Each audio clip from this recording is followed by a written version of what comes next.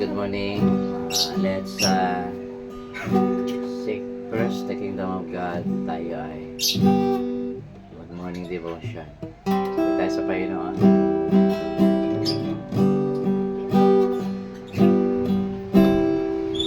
Because He lives, I can face tomorrow. Because He lives, all fear is gone. All fear is gone. Yes, Lord, because I know.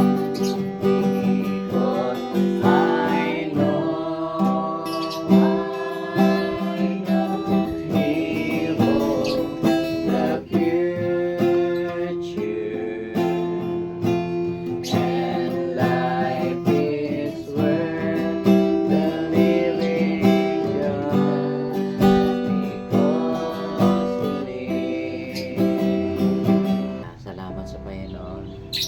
At anong petsa ngayon? Ngayon ay May 31 or May 31. May 31, 2025. Salamat. Tayo buhay pa. Amen. At maraming nagaganap sa mundo, lalo sa Middle East, ang walang tigil na digmaan ng Israel sa kanilang mga kalapit bansa ay nanganganib ang gera sa buong mundo dahil sa nangyayari ngayon. So patuloy tayong manalangin at hanapin ang mukha ng Panginoon.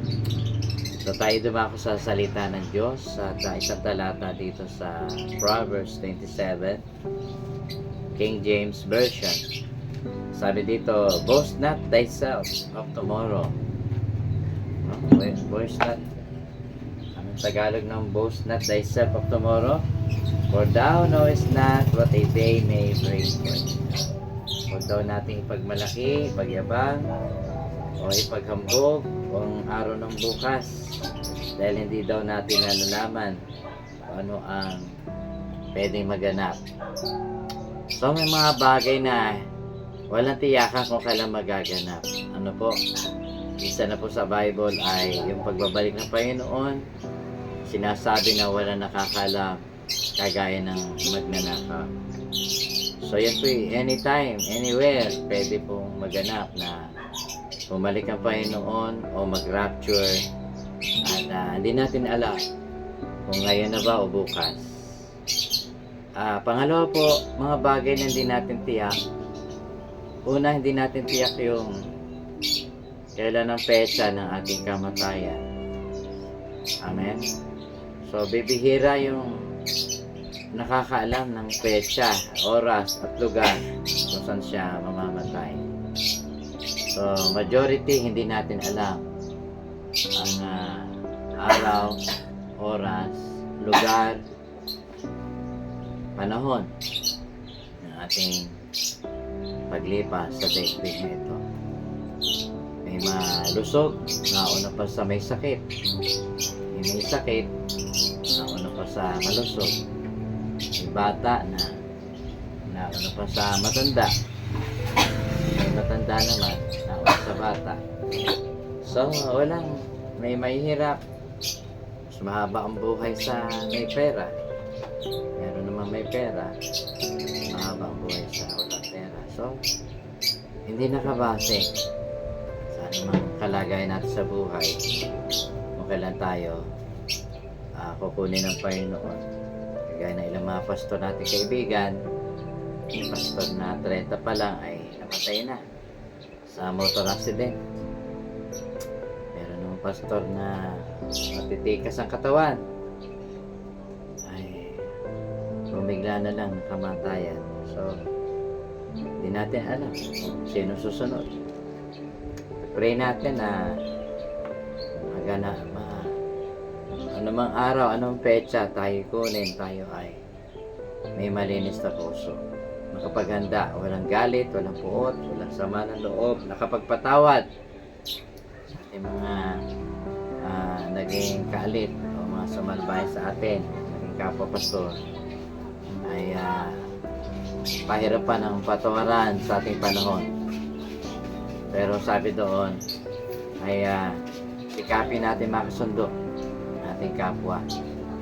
Amen. Pursue peace with all men and holiness. Without it, no one can see God. No? Sabi doon saan? Sa bandang sa Hebrew. Pakihanap nga yun. So doon sa Matthew 5, sinasabi rin na blessed are the pure in heart, for they shall see God. So, ang ating ang point dito ay hindi natin alam yung bukas. Amen? Huwag natin ito ipagmayabang sapagkat di natin alam kung anong pwede maganap. Pero ang pinaka-lesson dito ay yung paghahanda ng ating puso sa ano man pwede maganap na hindi natin sigurado. Yan man ay magpabalik na Panginoon, yan man ay kamatayan, at gaya ng lindol, the big one, wala nakakaalam kung ngayon na, mamaya o bukas. At kung sigurado, gaya ng lindol sa ibang bansa ay maraming nawasak, maraming namatay. So manalangin tayo na ihanda ng Panginoon ang ating puso, ang ating mga puso, ating pananampalataya. Tayo ay maging pagpatawad, pagpakumbaba at mapagbigay. Amen. At italata nga ako naalala, sabi doon, teach us to number our days that we may apply our heart in wisdom. Amen. So, turuan mo kami, Panginoon, na bilangin ang aming mga araw upang ang aming puso ay mailagak namin sa bagay na may karunungan. At may sinasabi rin doon sa Ephesians, na sabi doon,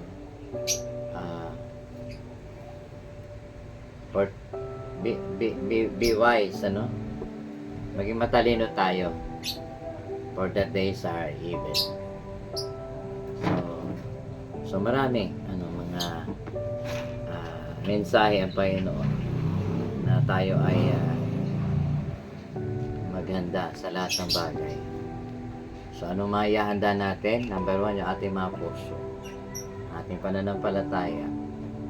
Sabi nga ng Panginoon, kung babalik ang anak ng tao, meron ba siya masusumpungan na nasa pananampalataya?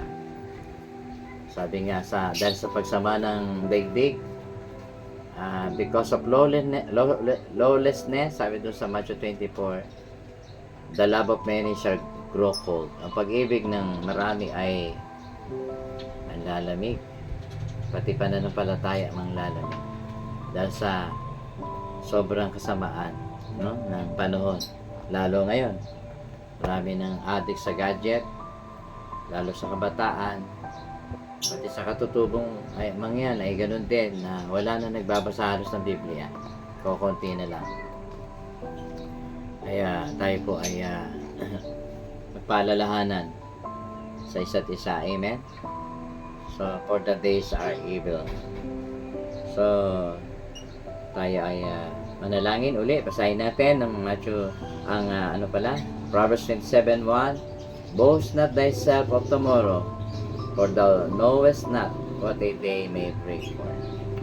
So mga kapatid, tayo po, anong gusto nating ihanda at paghandaan bago tayo humarap sa Panginoon? Siyempre, number 1, yung ating mga puso. Sigurado may mga kalit pa tayo.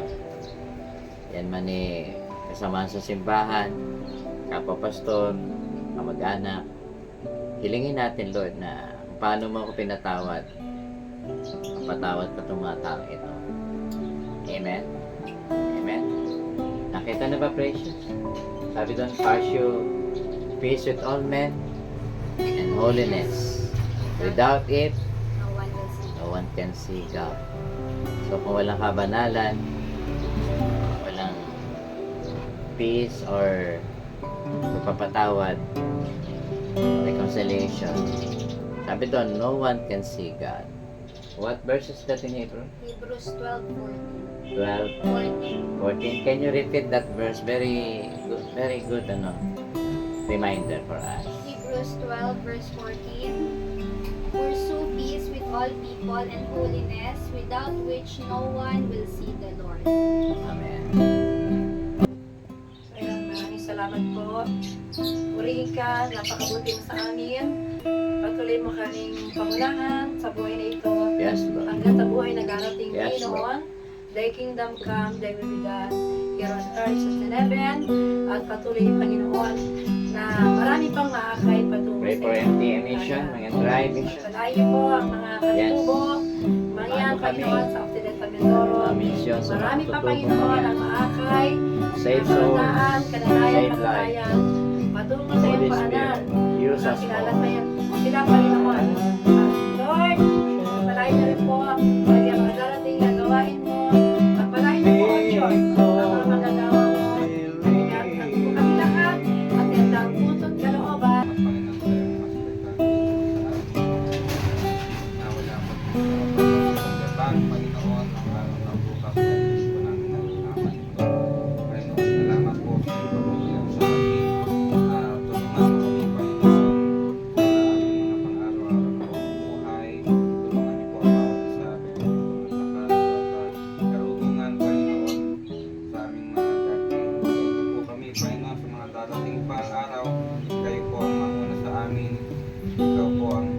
sa buhay namin lahat at wala mang masunod sa aming lahat, Lord God, at hindi kami ang maghari sa aming buhay, kundi Ikaw, Panginoon. Salamat po. Ikaw po umawat na aming kinabukasan, Panginoon, sa hindi namin alam ang nangyayari bukas, Panginoon, pero alam po namin kung sino ang may hawak ng aming bukas. Salamat po. Ikaw po ang Diyos, napupunan ka namin. Salamat. Amen. Amen. Amen. Good morning. God bless you. Samahan tayo, magunahan, pagarian, tulungan, gabayan. Ating Panginoon. God bless you po. Bye-bye. Bye-bye tayo. Bye-bye, precious. Mamichi. Bye-bye. Amen. God bless you.